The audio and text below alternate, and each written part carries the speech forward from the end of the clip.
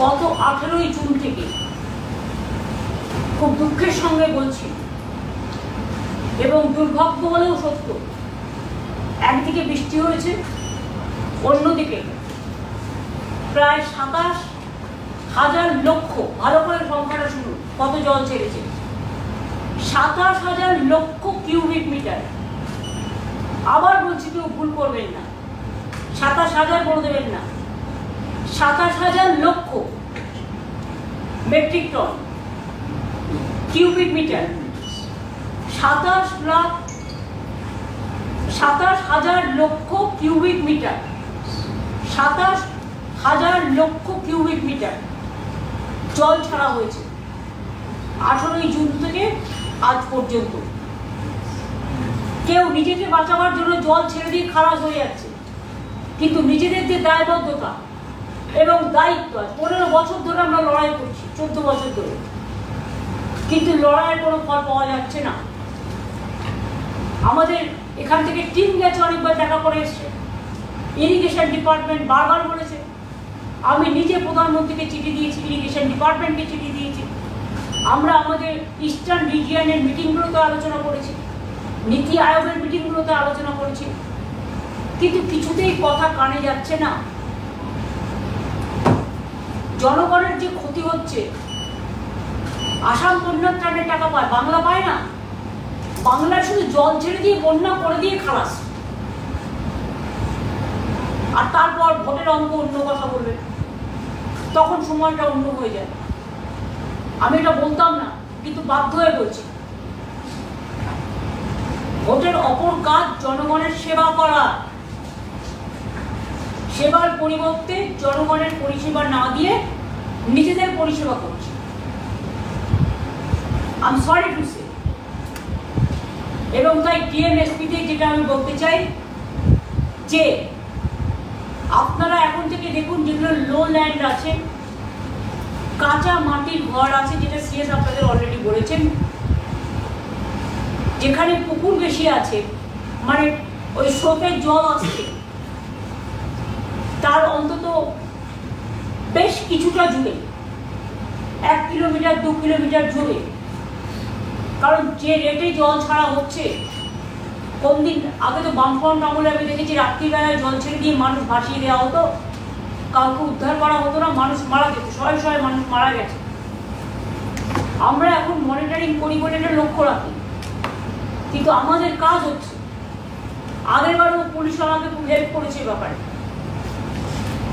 এখন থেকে ডিএমএসপিদের বলবো, সব বিডিওকে, আইসিতে, ওসিদের, কমিশনারকে, অল যারা অ্যাডমিনিস্ট্রেশনের অফিসার আছে, মেবি সিভিক আর পুলিশ, সবাইকে মাইকিং করে লো ল্যান্ডে যারা আছে তাদের সেন্টার ক্রিয়েট করে, আশেপাশে যে বাড়ি আছে রিলিফ সেন্টার আমরা কিছু কিছু অঞ্চলে করেছি, অনেকগুলো করেছি, কিন্তু যে যে অঞ্চলে রিলিফ সেন্টার নেই সেখানে আশেপাশে পাকা বাড়ি কি আছে গভর্নমেন্টের দেখে নিয়ে সেখানে তাদের নিয়ে এসে রাখুন এবং তাদের রিলিফ দিন, যতদিন পর্যন্ত তারা বাড়ি ফিরতে না পারবে এবং বাড়ি ফিরলেও স্বাভাবিক জীবনযাত্রা পূর্ণ করতে না পারবে, ততদিন কিন্তু আমাদের রিলিফ ওয়ার্কটা চালিয়ে যেতে হবে।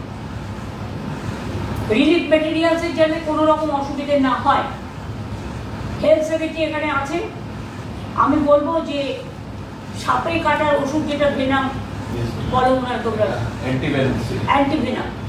অ্যান্টিভেনাম, এই ওষুধটা যাতে পর্যাপ্ত পরিমাণে ক্যাম্পে এবং জল প্লাবিত এলাকাগুলোতে থাকে, সেটার জন্য স্পেশাল কেয়ার নিতে হবে।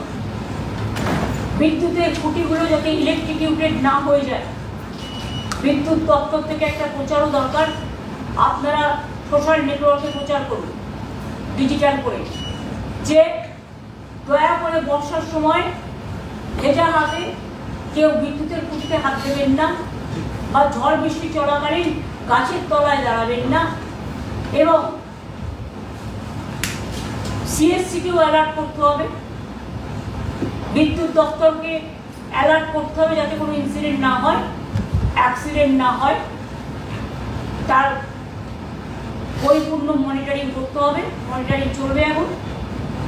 স্বাস্থ্য দপ্তরকে পর্যাপ্ত পরিমাণে ডায়রিয়ার মেডিসিন, সাপে কাটার মেডিসিন, জ্বরের মেডিসিন, বৃষ্টিতে ভিজলে ইনফ্লুয়েঞ্জা হয়, যাতে কোনো রকম কোনো অসুস্থ মানুষ না হয় সেদিকটা দেখতে। ডিজাস্টার ডিপার্টমেন্টকে বলবো, একটা টার্পোলিন দিয়ে দিলাম 25 জন বাড়িতে লোক, এটা না দেখে, টার্পোলিনের অভাব না দেখে, বা এক্ষুনি প্রয়োজন করে বেশি টার্পোলিনের অর্ডার দেওয়া সুস্বাস্থ্যকর নয়।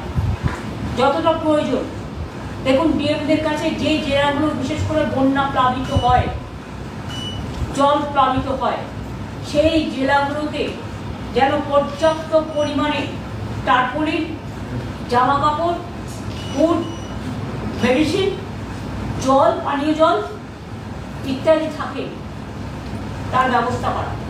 কারণ পুকুরগুলো এই সময় জল পড়ে যায়, ওই জল ফেলে ডায়রিয়া হয়। পিএইচি থেকেও না সব জায়গায় দরকার হলে ওয়াটার ভ্যান টাইপের যেটা রেখে জল পড়ে, সেই সমস্তগুলোর ব্যবস্থা করতে হবে। ইরিগেশন ডিপার্টমেন্টকে বলবো যে ছোটোখাটো কাজগুলো করা যায় বর্ষার মধ্যেও, জীবনে ঝুঁকি নিয়ে নয়, সেগুলোকে দেখে নিতে। এবং আমি তো বারবার বলছি, ম্যানগ্রোভ এবং ঘোড়া গাছ নাকি একটা বলে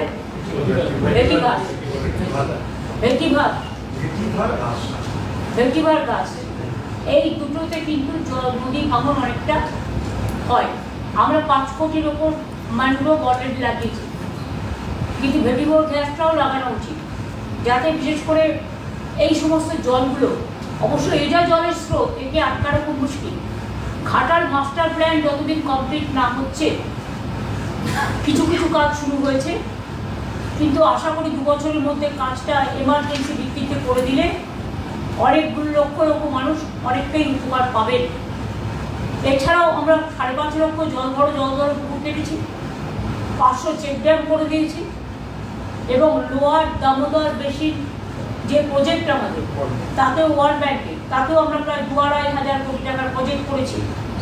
যার ফলে কিছু সুইচ গেট, যার ফলে কিছু এলাকা উঁচু করা, এবং যার ফলে কিছু আরও কিছু কাজ করা হয়েছে, যাতে যে জলটা আরও বেশি করে হতে পারত সেটা অন্তত কিছুটা কমেছে। কিন্তু যেহেতু এবারে জলটা বেশি ছাড়ছে, সেহেতু আমি বলবো এখন থেকে ফরেস্ট ডিপার্টমেন্টের কাজ হচ্ছে।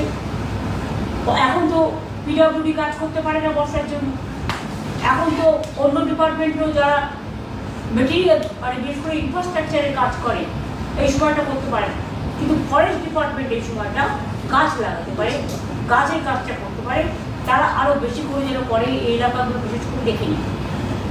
মেদিনীপুর ওয়েস্ট, বিশেষ করে ঘাটাল ব্লক, কেশপুর ব্লক, ওখানে ঘাটালের পাশেই চন্দ্রকোনা আছে, হুগলি এবং মিদনাপুর পশ্চিমের মাঝামাঝি, একদিকে খানাকুল, একদিকে গোঘাট, একদিকে জয়রামবাটি কামারপুকুর, অন্যদিকে চন্দ্রকোনা। ঘাটাল তার পাশে কেশপুর, মেদিনীপুর থেকে মানে মেদিনীপুরের দিকে যেতে, প্লাস পাঁশকুড়া ইস্ট, ওটা মেদিনীপুর ইস্ট ডিস্ট্রিক্টে পড়ে, এবং মেদিনীপুর শহরের আশেপাশেও কিছু অংশ। ঝাড়গ্রাম জেলা জলে প্লাবিত হয়, যেগুলোর মধ্যে থ্রু দিয়ে জলগুলো আসে, বাঁধগুলো আছে, বিশেষ করে বাঁকুড়া জেলা, মেদিনীপুর ওয়েস্ট জেলা, মেদিনীপুর ইস্টের কিছুটা, Bankura maximum, Medinipur West maximum, Jhargram maximum, Howrah Uluberia sub division, এছাড়াও হুগলি, খানাকুল, গোঘাট, জয়রামবাটি, কামারপুকুর, এই অঞ্চলগুলো জলে ভেসে যায়। এছাড়াও কিছু টাউন এরিয়া আছে যেখানে জল জমে যায়, মিউনিসিপ্যালিটি, সেখানেও মিউনিসিপ্যালিটিকে দেখতে হবে পাম্পে করে জলটা ওসব বের করবে, জায়গাটা পাবে তবে তো। আমি তো আস্তে আস্তে দেখছিলাম গঙ্গা পুরো ভরপুর টপটপে, এর উপরে যদি পূর্ণিমা বা অমাবস্যা আসে আর যদি হাইটাইড হয় তাহলে তো প্রবলেমটা আরও বাড়বে। সুতরাং এখন থেকে প্রিকশন নিয়ে প্রত্যেক ভিডিও অফিসে মাইকিং করা, জীবনের ঝুঁকি নেবেন না, আমাদের রিলিফ ক্যাম্পে আসুন। আগে রিলিফ ক্যাম্পগুলো আইডেন্টিফাই করা এলাকা ওয়াইজ, পুলিশকেও বলবো এলাকা ওয়াইজ আইডেন্টিফাই করা। আগের বার আমি দেখেছিলাম, আমি শুনেছিলাম, আমি গেলাম ঘাটালে, দুজন এডিএম এর মধ্যে একজন এডিএম গল্প করছে, শুনছেই না কি বলছে মানুষ, মানুষের কাছে কি শোনো কি প্রবলেম। আর পুলিশ আগেরবারে আমাকে রিলিফ ওয়ার্কে অনেকটা সাহায্য করেছিল তাদের নিজেদের থেকে, তাদের নিজেদের ওয়েলফেয়ার প্রোগ্রাম থেকে। এবারেও আমি বলবো ঘাটাল এবং খানাকুল এবং ঝাড়গ্রাম আর পাঁশকুড়ার যে জায়গাটা জল অনেক বেশি জমে, আমি যেটা আগেরবার গিয়েছিলাম, এটা দেখে নিতে। উত্তরবঙ্গেও ডিএমদের বলবো যদি সেরকম পরিণতি হয়, আমি অবশ্য সকালে কুচবিহারের ডিএমের কাছে জেনেছি যে এখনও সেভাবে কিছু হয়নি, কিন্তু হবে না বলে ওতে কতক্ষণ। সুতরাং জলপাইগুড়ি, আলিপুরদুয়ার, কুচবিহার, উত্তরবঙ্গের বিভিন্ন দিক আছে, মালদাতেও অনেক জল জমে, মুর্শিদাবাদেও অনেকটা জমে, ফরাক্কা ব্যারেজ আছে এবং পাটনা নদীর থেকে জলটা আসে এবং এরা অনেক সময় নিজেদের বাঁচাবার জন্য নানা রকম ভাবে জল ছেড়ে দেয়। আমি সেটা আর বলবো না, খারাপ কাজ সেটাকে নিয়ে সব ডিএমদের অ্যালার্ট থাকতে হবে, এসপিদের অ্যালার্ট থাকতে হবে। ডিজাস্টার ডিপার্টমেন্ট আমি সিএসকে বলবো ইমিডিয়েট এই জেলাগুলোতে যেখানে জলপ্লাবনে ডিবিসি, মালথন, পঞ্চায়েত, পাঞ্চেত থেকে শুরু করে বর্জরাতেও যেমন খুব হয়, বাঁকুড়ার বিভিন্ন জায়গায় হয়, ঝাড়গ্রামের সব জায়গাতেই প্রায় হয়, মেদিনীপুর ওয়েস্টের অনেকগুলো জায়গায় হয়, মেদিনীপুর ইস্টে কিছুটা জায়গায় হয় এবং উলুবেড়িয়ার জায়গাগুলো, এখানে দীপা আছে, অন্তরা আছে, পশ্চিম মেদিনীপুরের ডিএম আছে, পূর্ব মেদিনীপুরের ডিএম আছে, বাঁকুড়ার ডিএম আছে, উত্তরবঙ্গের ডিএমরা সব জায়গায় সব জেলারই আছে। যেখানে মনে করবে জল জমছে, জলের ব্যাপার আছে, মানুষকে সাহায্য করবার জন্য মানুষ আপনাকে বলবে না, আপনাকে মানুষের সাথে যোগাযোগ রেখে সাহায্য করতে হবে।